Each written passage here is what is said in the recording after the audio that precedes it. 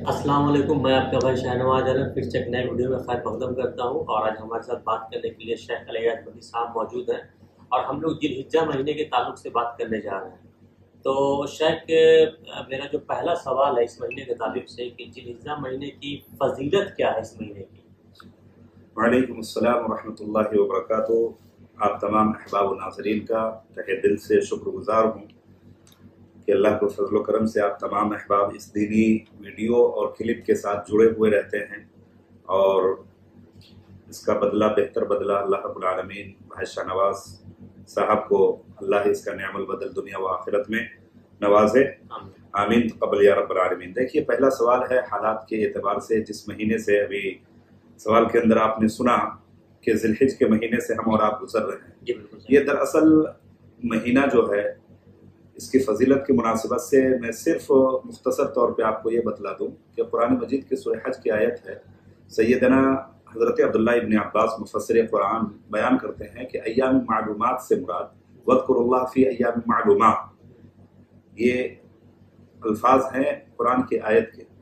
तो यहाँ पर तफसीर करते हुए वो जिक्र करते हैं कि अय्याम मालूमात से मुराद ये अशरे ज़िलहिज्जा की ये 10 दिन है। अच्छा, समझ रहे हैं। और एक छोटी सी हदीस अफजलुद दुनिया कहा गया, जिसको सहीहुल जामे के अंदर, जामे सगीर के अंदर अल्लामा अलबानी रहमहुल्लाह ने सही हसन का हुक्म लगाया है और रिवायत सही है कि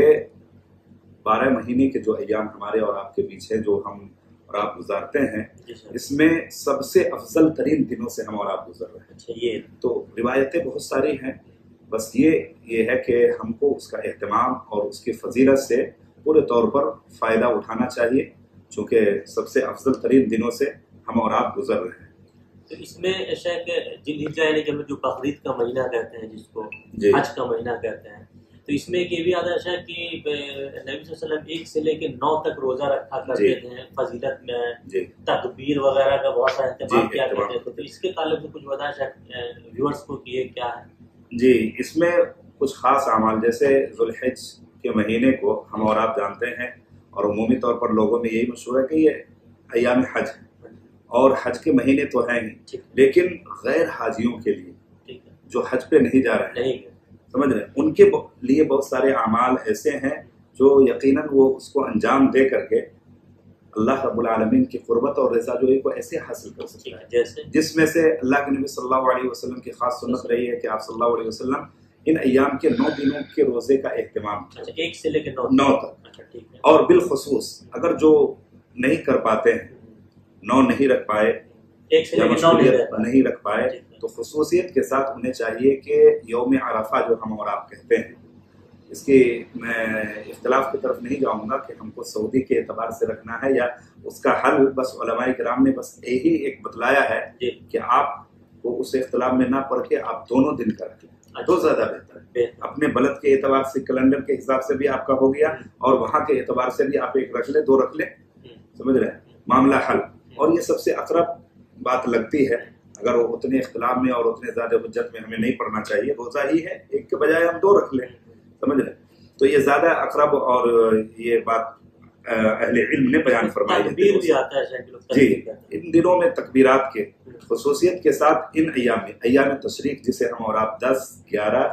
12 और 13 कुल 4 रोज, 10, 11, 12, 13 इसमें खुसूसियत के साथ, समझ रहे हैं, आपको आम वक्तों में और 5 वक्त की नमाज में खुसूसियत के साथ उसको तकबीर से मुराद अल्लाह अकबर और तहलील से मुराद अल्हम्दुलिल्लाह, समझ रहे हैं, और इसी तरह से तीनों कलिमात जो है सुभान अल्लाह, अल्लाह अकबर, और इसको दोहराते रहना है हर नमाज के बाद, समझ रहे हैं। तो तकबीरात का ये सिलसिला कब तक रहेगा? 13 के सूरज गुरूब होने से कबल तक, मगरिब से कबल तक। तो इससे आप थोड़ा सा लोग आगे बढ़ते हैं शायद जी, कि आपने रोजे के ताल्लुक से बता दिया कि कम से कम 9 का तो रखे, और बाकी 10 से उसकी फजीलत की मुनासिबत से ये कहा गया है कि 1 साल अगले और पिछले के गुनाह माफ होते हैं। गरचे अगर सगायर गुनाह ही, सगीरे गुनाह जिसे हम और आप कहते हैं, कबीरा के लिए तो अहले इल्म ने शर्त लगाई है कि तौबा शर्त है उसके लिए, लेकिन सगीरा ही गुनाह अगर एक रोजे से अल्लाह माफ करता है तो क्या ये बहुत बड़ी बात है कि साल भर के हमारे सगीरे गुनाह को अल्लाह रब्बुल आलमीन और 1 साल माजी के और 1 साल آنے والا اگلے پچھلے تمام گناہ کو اللہ رب العالمین معاف کرتا ہے. یہ بڑی فضیلت ہے. اب ہم لوگ اس کے بعد قربانی کی طرف پڑھتے ہیں شیخ, کیونکہ 10 ذی الحجہ کو لوگ قربانی کرتے ہیں, تو کیا قربانی کرنا کیا سب پہ کیا فرض ہے, واجب ہے, سنت ہے, کیا ہے؟ دیکھیے جمہور علماء کے نزدیک یہ سنت, یہ قربانی جو ہے یہ سنت موقدہ ہے. ٹھیک ہے. اور اس کو آپ کیا کہتے ہیں, بہت سارے احباب, بہت سارے لوگ اس کو جو یہ جوڑ کر کے رکھتے ہیں کہ صاحب نصاب جو زکوٰۃ کے ہوتے ہیں اسی پر قربانی, تو ایسا کچھ نہیں ہے. آپ اللہ کے نبی صلی اللہ علیہ وسلم کی زندگی دیکھیں, آپ صلی اللہ علیہ وسلم صاحب نصاب یہ میں نہیں تھے زکوٰۃ کے اعتبار, لیکن آپ صلی اللہ علیہ وسلم قربانی کرتے تھے. لوگ کہتے ہیں کہ جو زکوٰۃ دے رہے ہیں, جو صاحب نصاب ہے, وہی انہی کو قربانی. نہیں, ایسا یہ بالکل غلط ہے. وہ قربانی کے لیے ایسا کتاب و سنت کے لیے, کتاب و سنت کے اندر ایسی کوئی تحدید نہیں بیان کی گئی ہے کہ الگ ایک آپ کو معاملہ. جی جی, قربانی ایک الگ چیز ہے اور زکوٰۃ کا ایک یہ ہونا, صاحب نصاب ہونا, وہ ایک الگ چیز ہے.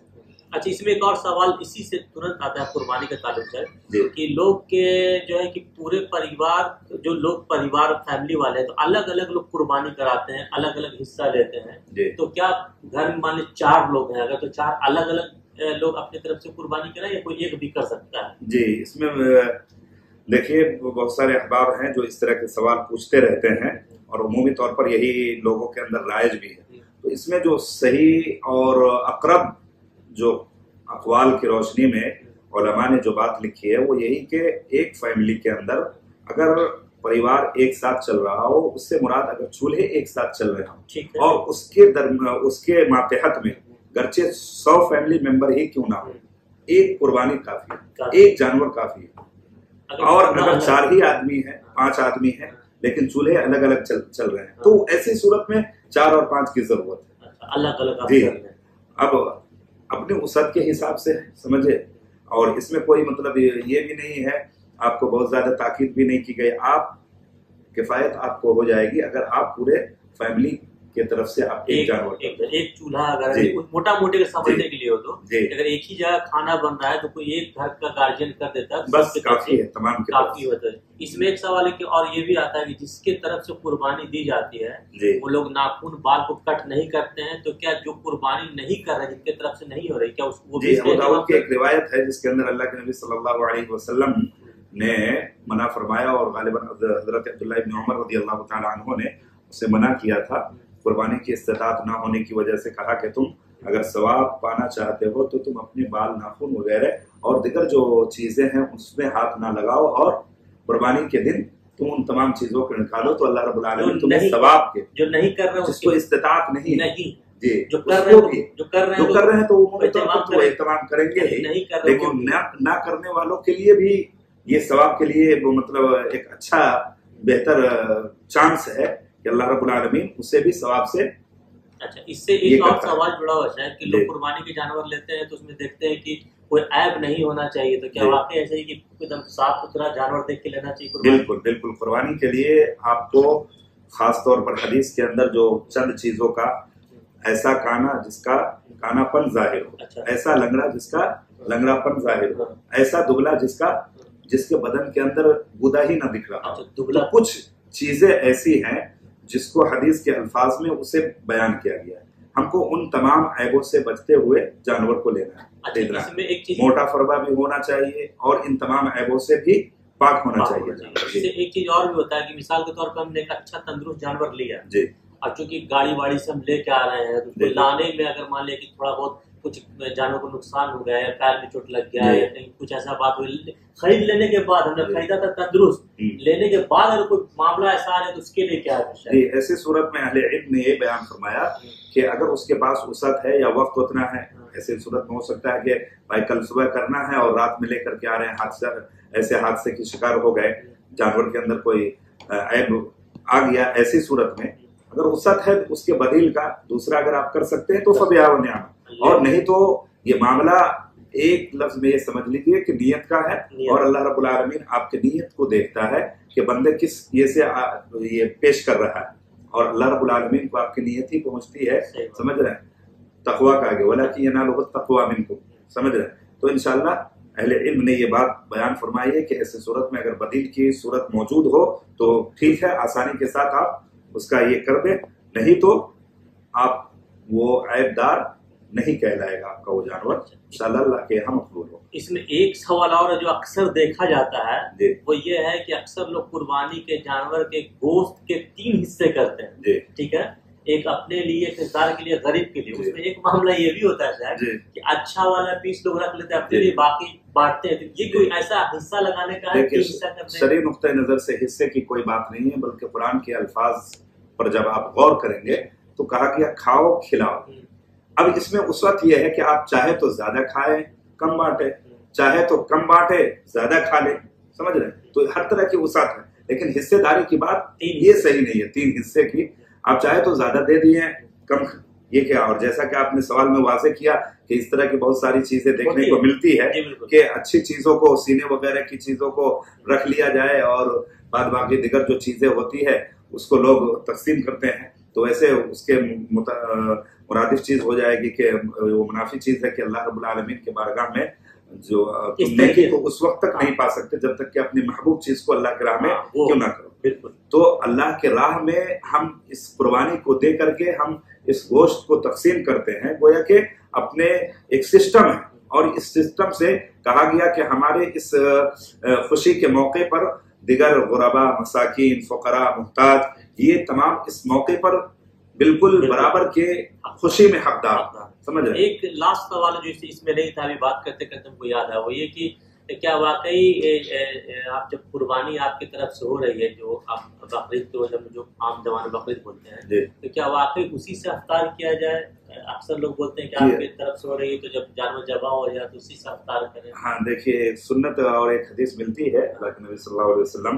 جیسے عید کے مناسبت سے ملتا ہے کہ آپ صلی اللہ علیہ وسلم طاق عدد کھجور کھا کر کے عیدگاہ کے لیے نکلتے، روانہ ہوتے، لیکن بقرعید کی مناسبت سے جسے عید الاضحیٰ کہتے ہیں، اس کی نماز کے لیے آپ صلی اللہ علیہ وسلم خالی پیٹ جاتے اور